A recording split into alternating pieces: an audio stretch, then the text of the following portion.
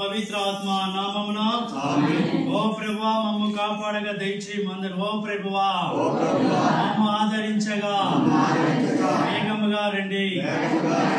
పితా పుత్ర పవిత్ర ఆత్మ మహిమ కలుగుగాక.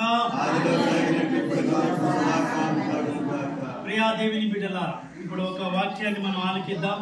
పౌలు కొరింథీయులకు రాసినటువంటి లేఖ 13వ అధ్యాయము వచనాలు 11 నుండి 12 వరకు. నేను బాలుడై ఉన్నప్పుడు బాలుని వలె మాట్లాడి బాలుని వలె తలంచి బాలుని వలె ఆలోచించి కానీ ఇప్పుడు వయసు వచ్చిన వాడు కనుక పిల్లల పద్ధతులను మాని వదిలివేసి ఇప్పుడు మనం చూచుచున్నది అద్దంలో మసకగా కనపడు ప్రతిబింబం వంటిది, కానీ అప్పుడు ముఖాముఖి చూతుము. ఇప్పుడు నాకు తెలిసినది కొంత మాత్రమే, కానీ అప్పుడు నన్ను దేవుడు పూర్తిగా ఎరిగినట్లు చేయును, నేను ఆయనను ఎరుగుదును. ఇదే ప్రభు వాక్కు. ఈ రోజు మా ఇంట్లో గొప్ప కార్యాలు చేశాడు ఆ మంచి కాపరిని యేసయ్య అని రాము, లక్ష్మి, ప్రీతి, జయమ్మ మరి కుటుంబాన్ని దీవిస్తూ వారి పాప అయినటువంటి కీర్తిని ఇంకా చల్లగా దీవిస్తూ ప్రాయమందు వయసునందు దీవించండి యేసయ్య.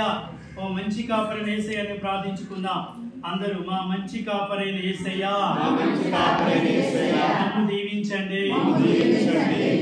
ఆ మంచి కాపరిని యేసయ్య నీవు సృష్టిని ఎంతగానో అందంగా కలగచేసి ఉన్నారు. ఈ రజస్వల పేరెంట సమయమున ఈ బిడ్డల కీర్తిని దీవించి ఆశీర్వదించమని నీ ప్రేమతో నింపమని వేడుకుంటూ ఉన్నా అందరూ. మా మంచి కాపరైన యేసయ్య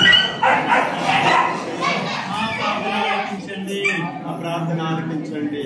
మా మంచి కాపరైన యేసయ్య కీర్తి శారీరక అభివృద్ధితో పాటు ఆధ్యాత్మిక చైతన్యం దయచేయండి అయ్యా.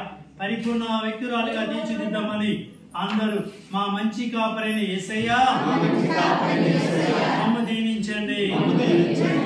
మా మంచి కాపరైన యేసయ్య ఈ బిడ్డ ప్రాయమందు వయసునందు పెరుగుతూ ఉండగా మీ దీవెనలు ఆశీర్వాదాలతో దీవించమని వేడుకుంటున్నా.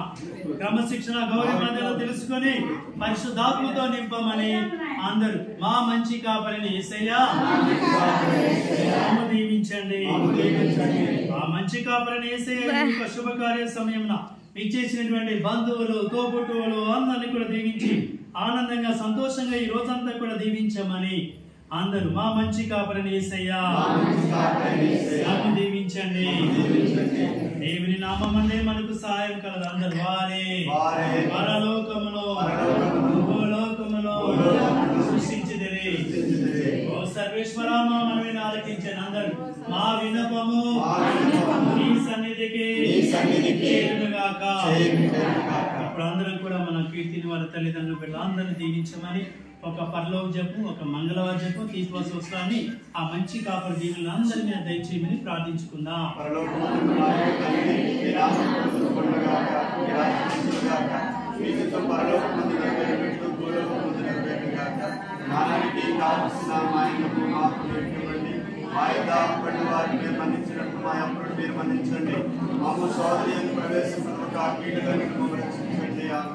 ఎవరు ప్రసాదం చేయడానికి నేను వారు మీతో ఉన్నారు.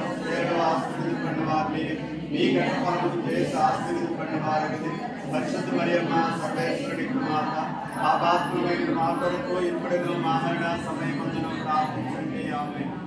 పితా పుత్ర పవిత్రాత్మకు మహిమ కలుగునుగాక. ప్రార్థించుదాం.